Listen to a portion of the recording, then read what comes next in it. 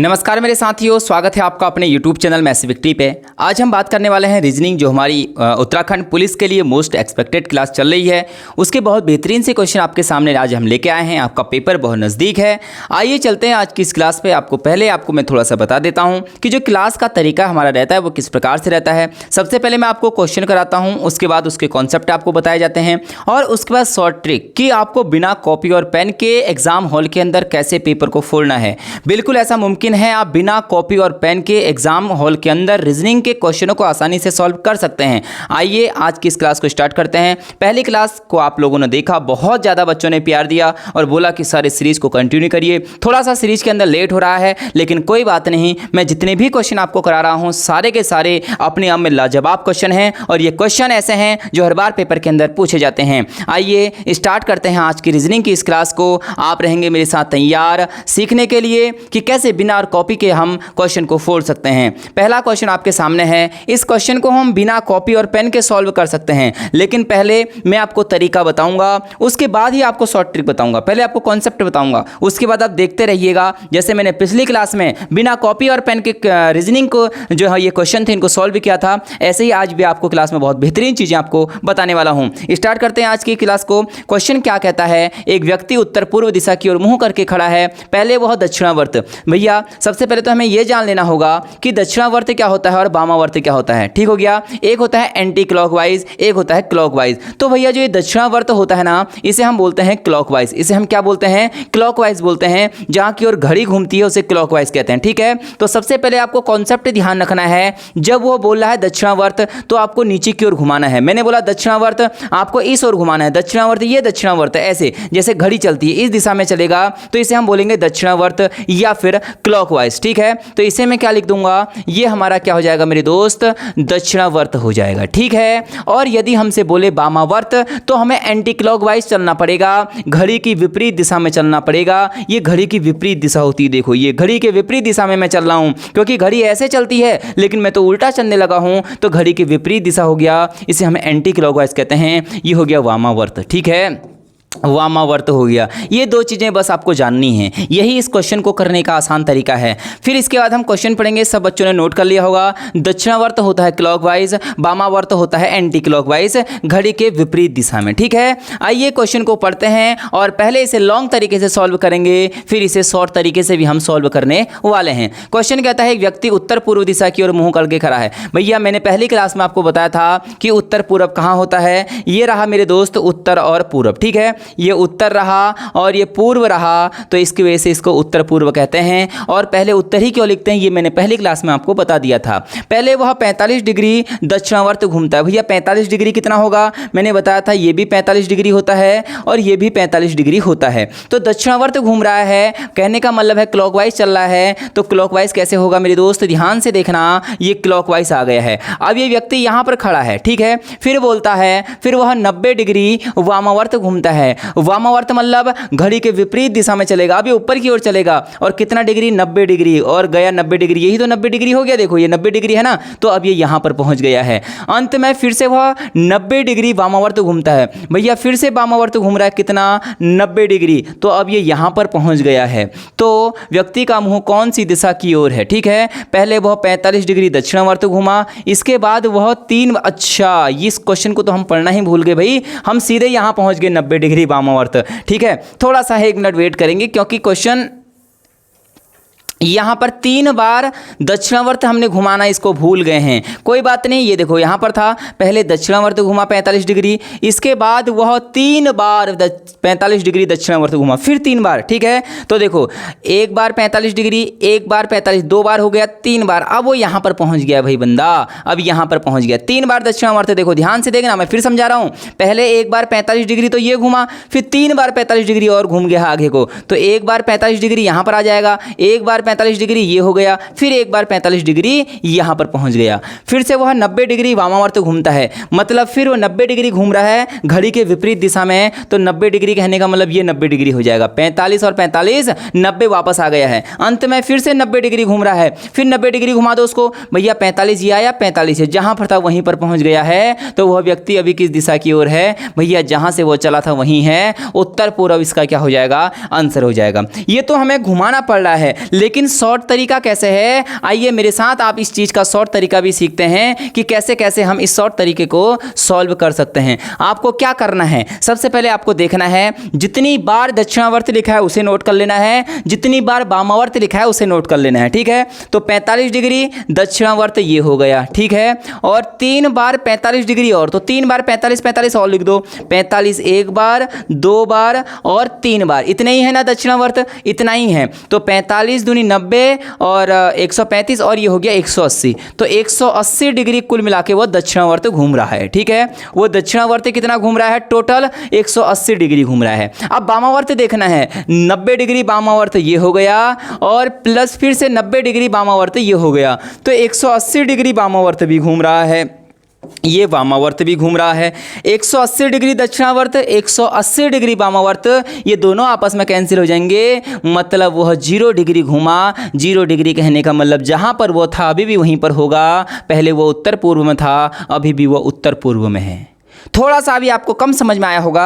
अब मैं अगला क्वेश्चन जैसे ही आपको कराऊंगा ना, आप कहोगे गुरुजी मज़ा ही आ गया ऐसे ट्रिक में, और ऐसे ट्रिक आप रोज़ हमें बताते चलिए। एक व्यक्ति बी किसी दिशा की ओर मुंह करके खड़ा है। सबसे पहले वह 45 डिग्री घूमता है, कहाँ, दक्षिणावर्त घूमता है। फिर वह 90 डिग्री दक्षिणावर्त घूमता है। ठीक है, पहले 45 डिग्री घूम रहा है दक्षिणावर्त, फिर 90 डिग्री घूम रहा है, इसके उपरांत 45 डिग्री वामावर्त घूम रहा है। ठीक हो गया, फिर वह 90 डिग्री वामावर्त और घूमता है। ठीक है, अंत में वह 45 डिग्री दक्षिणावर्त घूमता है। भैया दक्षिण वाले में जोड़ देना, कितना, 45 डिग्री, दक्षिण वाला ऊपर वाला दक्षिण है। ठीक है, दक्षिण वालों को एक साथ जोड़ो, उत्तर और वामावर्त वालों को एक साथ जोड़ो। अब व्यक्ति का मुंह उत्तर पूर्व की दिशा में है, तो प्रारंभ में व्यक्ति का मुंह कौन सी दिशा में था। भाई ध्यान से देखना, इस 45 से 45 कट जाएगा, 90 से 90 कट जाएगा, इसका मतलब वह 45 डिग्री क्या घूम रखा है, दक्षिणावर्त घूम रखा है। अगर दक्षिणावर्त घूम रखा है, क्वेश्चन क्या कह रहा है, ध्यान से देखना।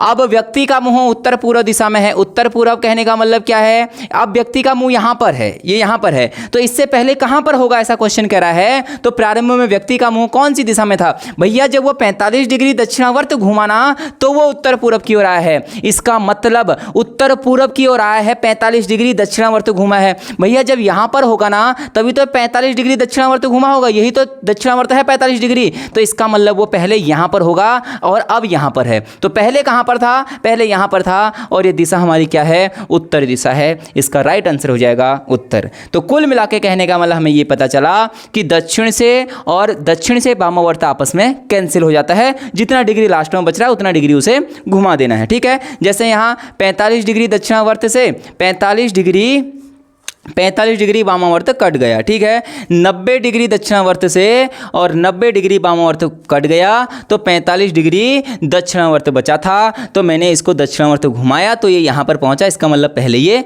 उत्तर दिशा की ओर होगा। ठीक है, शॉर्ट तरीका आपको समझ में आ गया होगा। ये रहा डाइस का कॉन्सेप्ट। डाइस का कॉन्सेप्ट परसों बताया था मैंने, क्या कहा था कि भाई अगर कभी भी आपको 3 डाइस नजर आ जाएं, पहले तो 2 ही डाइस नजर आएंगे, अगर 3 पासे नजर आ जाएं तो हमें क्या करना है, सबसे पहले देखना तीनों में क्या कोई 2 पासों के अंदर सेम है। जैसे भैया 4 और 5 यहाँ सेम है, यहाँ 4 और 5 सेम है, इसका मतलब जो बचे हुए हैं ये एक दूसरे के अपोजिट होंगे, तो जो 6 है वो 3 के अपोजिट में होगा। ठीक हो गया, अब ध्यान देना, यहाँ 3 है, यहाँ 2 है, अब कोई और सेम मिल रहा है क्या, 6 4 कोई सेम नहीं मिल रहा है। ठीक हो गया, तो अब हमें ध्यान देना है, 6 तो 3 का उल्टा है भैया, तो 4 के विपरीत क्या होगा, 3 तो आ नहीं सकता। ठीक हो गया, तो अब ध्यान से अब देखना है मैं क्या कह रहा हूँ, जो मैंने पिछली क्लास में कॉन्सेप्ट बताया था। भैया इन दोनों में क्या चीज़ सेम है, कुछ चीज़ सेम है क्या, यहाँ 1 2 3 4 5 है, कोई चीज़ सेम नहीं है। क्या इन दोनों में कुछ चीज़ सेम है, हाँ 3 यहाँ भी है, 3 यहाँ भी है, तो सेम वालों को पकड़ लो। 3 के बाद क्या लिखा है मेरे दोस्त, 1 लिखा है, 1 के बाद क्या लिखा है मेरे दोस्त, 2 लिखा है। ठीक है, यहाँ 3 के बाद क्या लिख रखा है मेरे दोस्त, 5 लिखा है, 5 के बाद क्या लिख रखा है, 4 लिखा है। क्वेश्चन ये कह रहा है 4 के विपरीत क्या है, 4 के अपोजिट में 2 हो जाएगा, ऑप्शन नंबर डी इसका क्या हो जाएगा, राइट आंसर हो जाएगा। ठीक हो गया, समझ में आ रही होंगी बातें। डाइस का कॉन्सेप्ट इससे पहली क्लास में बताया था मैंने, बोला 10 क्लासों में आपकी पूरी रीजनिंग में समाप्त कर दूंगा। अगला क्वेश्चन क्या कहता है भैया, बोला प्लस का अर्थ माइनस है, माइनस का अर्थ भाग है, गुणा का अर्थ प्लस है और प्लस का अर्थ गुणा है। यहाँ प्लस नहीं है, यहाँ पर आप कर दीजिए भाग का अर्थ गुणा हो जाता है। ठीक है, तो इसको मैं सॉल्व करता हूँ। ठीक है। तो क्वेश्चन देखो 442 यहाँ पर प्लस है और प्लस का अर्थ क्या है मेरे दोस्त, माइनस है। ठीक है। 92 यहाँ पर गुणा है, देखो गुणा का अर्थ क्या है, प्लस है, तो यहाँ पर प्लस लगा दो और यहाँ पर 18 लिख दो। ठीक है। ये माइनस है, यहाँ पर माइनस का अर्थ क्या है, डिवाइड है। ठीक है। माइनस का अर्थ डिवाइड है 186 और माइनस का अर्थ क्या है मेरे दोस्त, माइनस का अर्थ, ठीक है, माइनस का अर्थ डिवाइड है, तो यहाँ भी डिवाइड क्या कर दो, 6 कर दो। एक बात यहाँ पर ध्यान देना, मेरे हिसाब से यहाँ पर डिवाइड होगा। ठीक है। यहाँ पर आप डिवाइड करो क्वेश्चन में, तो यहाँ पर डिवाइड है क्योंकि ये नहीं तो जिस हिसाब से ऑप्शन दिख रहे हैं उस हिसाब से आंसर नहीं आएगा। ठीक है। तो यहाँ पर 18 डिवाइड का अर्थ क्या है, इनटू है, यहाँ पर 18 इंटू 186 और इस माइनस का मतलब क्या हो जाएगा, माइनस का अर्थ क्या है, डिवाइड है। सॉल्व करते हैं, सबसे पहले डिवाइड हम करते हैं 186, 18 इंटू डिवाइड होगा 6 से। ठीक है। तो 6 से कट जाएगा, 6 3 18, 6 कम 6, यहाँ 442 और माइनस का 92 ऐसे ही रहेगा। तो 44292 माइनस का और प्लस भैया इंटू कर दो, 18 कम 18 की 8 हासिल 1, 18 3 54 और 1 55, 558। ठीक हो गया। तो देखो क्या होगा, प्लस और प्लस ऐड होता है, 8 और 2 0 की 0 हासिल 1, 5 4 9 10 की 0 हासिल 1 हो गया, 5 4 9 1000। 1000 में से जब 92 माइनस करोगे मेरे दोस्त तो आंसर आ जाएगा 908। 908 कहीं है, ऑप्शन नंबर 20 का राइट आंसर। इसको कट कर देते हैं, 908 राइट आंसर। ठीक है। थोड़ा क्वेश्चन में करेक्शन कर लेना, यहाँ पर जो माइनस था इसको डिवाइड का अर्थ है इनटू, और यहाँ पर जो ये माइनस है ना इसको डिवाइड कर देना बस। ठीक है। और ये मैथ्स का क्वेश्चन भी बन जाता है, सिंपलीफिकेशन है, तो आप इसको आसानी से सीख जाएंगे। आइए नंबर सीरीज, मैंने आपसे एक ही चीज़ बोला है, जब आपको नंबर सीरीज दिख जाए एग्जाम हॉल के अंदर सोचना ही नहीं है। ठीक है। चौथा क्वेश्चन है, बोल रहा है 5 13 29 61 और 125। जब भी ऐसा क्वेश्चन दिखे मैंने एक ही चीज बोला है कि सबसे पहले आपको गैपिंग देखनी है। ठीक है भैया, इन दोनों के बीच में कितने का गैप है, 8 का गैप। 13 में से 5 घटाओगे 8, 29 में से 13 माइनस करो तो कितना आ जाएगा दोस्त, 16 आ जाएगा। फिर माइनस करो, 6 से जाता नहीं है तो ये 2 आ जाएगा, 5 से 32 आ गया भैया। फिर कितना आ जाएगा, 5 से 1 माइनस करोगे 4, 12 से 6 64। तो मुझे साफ साफ नजर आ रहा है 8 दूनी 16 दूनी 32 दूनी 64, 64 का दुगना 128 होता है, 128 इसमें जोड़ दो, 8 और 5 है 13, 3 वाला आंसर होगा, सब में 3 है, 2 2 4 और 1 5 हो जाएगा, 1 और 1 2, 253 इसका right answer, option number D right answer. ठीक है। इतनी गर्मी है, बहुत ज़्यादा गर्मी इस समय पड़ रही है, तो आपको ध्यान देना है, जब भी ऐसा क्वेश्चन आपको एग्जाम हॉल के अंदर दिख जाए आपको क्या करना है, गैपिंग देखनी है। इस प्रकार की आपको गैपिंग देखनी है, आपको पता चल जाएगा भाई ये तो 8 का दुगना है 16, 16 का दुगना 32, 32 का दुगना 64, 64 का दुगना 128, भैया इसको 128 में 126 25 जोड़ दो, आंसर 253 आ जाएगा। ठीक है। अगला क्वेश्चन ये रहा। क्वेश्चन क्या कह रहा है, अच्छा क्वेश्चन कह रहा है, यहाँ पर जगह छूट गई है, क्वेश्चन ऊपर होना चाहिए था, बोला इसका सही क्रम बताओ कि सही क्रम क्या होगा ABCD के अनुसार। ठीक है। तो सबसे पहले हमें क्या करना होता है, देखो ऑप्शन के जरिए चलते हैं, या पहले 2 आएगा या 1 आएगा, 2 आएगा या 5 आएगा, तो 1 2 5 में से कौन पहले आएगा ये देखना है हमें। 1 ये रहा, 2 ये रहा, 5 ये रहा। भैया यहाँ लिखा है EA, यहाँ भी EA, यहाँ भी EA, अभी हमें नहीं पता चलेगा कौन पहले आएगा कौन बाद में आएगा। तो मुझे बताओ G पहले आता है, R पहले आएगा कि C पहले आएगा। आप बोलोगे गुरुजी C पहले आएगा, और C पहले का आने का मतलब क्या है, इन दोनों में से पहले तो ये आ रहा है, क्योंकि EA सब में सेम है, देखो ध्यान से देखना सेम है। अब ये देखना है कि ABCD में कौन पहले आता है, भाई G पहले आएगा, R की C पहले आएगा, तो 5 पहले आएगा, और 5 वाला मेरे दोस्त एक ही ऑप्शन है, इनको सबको क्या कर देना है, कट कर देना है, और 5 वाला ऑप्शन एक ही है। तो ऐसे क्वेश्चनों को ऑप्शन के जरिए हमको जाना पड़ेगा। ठीक है। ऐसे भी देखते रहिए, 10 क्लास जब होगी ना, रीजनिंग आपकी मुट्ठी के अंदर होगी, अगर आपने मेरे से सारे कॉन्सेप्ट पढ़े हुए होंगे। अगला क्वेश्चन कहता है किसी निश्चित कोड भाषा में LONG को क्या लिखा जाता है, 5123 लिखा जाता है, GEAR को 3748 लिखा जाता है। क्वेश्चन कह रहा है LANE को कैसे लिखा जाएगा। भैया सबसे पहले हमें देखना है कि जब भी ऐसे नंबरिंग के क्वेश्चन आए, ये ध्यान देना कि इन दोनों में कोई नंबर ऐसे सेम है क्या, दिख रहे हैं क्या, कोई 2 नंबर सेम नहीं दिख रहे हैं, लेकिन क्वेश्चन हमसे पूछ रहा है LANE को हम क्या लिखेंगे। ठीक है मेरे दोस्त, ऐसा कोई कॉन्सेप्ट नज़र नहीं आ रहा है, लेकिन L को 5 लिखा है तो यहाँ भी L को मैं 5 लिख दूंगा। ठीक है, A को 4 लिखा है तो A को मैं 4 लिख दूंगा। N को 2 लिखा है तो N को 2 लिख दूंगा, और E को 7 लिखा है तो 7 लिख दूंगा। 5 4 2 7, 5 4 2 7, option number A right answer. कभी कभी हम क्या करते हैं ना, हमारे दिमाग में इतनी अच्छी अच्छी चीज़ें भरी रहती है, हम सोचते हैं यार इतना आसान आंसर हो ही नहीं सकता है, हम कठिन चीज़ों को ढूंढने लगते हैं। लेकिन क्वेश्चन ने देखो कितना आसान सा क्वेश्चन बना दिया कि जो नंबर लिखे हैं वही नंबर को यहाँ पर नोट कर लेना है। चलता हूँ अगले क्वेश्चन की ओर। ये रहा अगला क्वेश्चन। क्वेश्चन क्या कहता है भैया, कैलेंडर का क्वेश्चन एग्जामिनर पक्का देगा, 100% देगा घड़ी से क्वेश्चन, सॉरी ये घड़ी का क्वेश्चन है।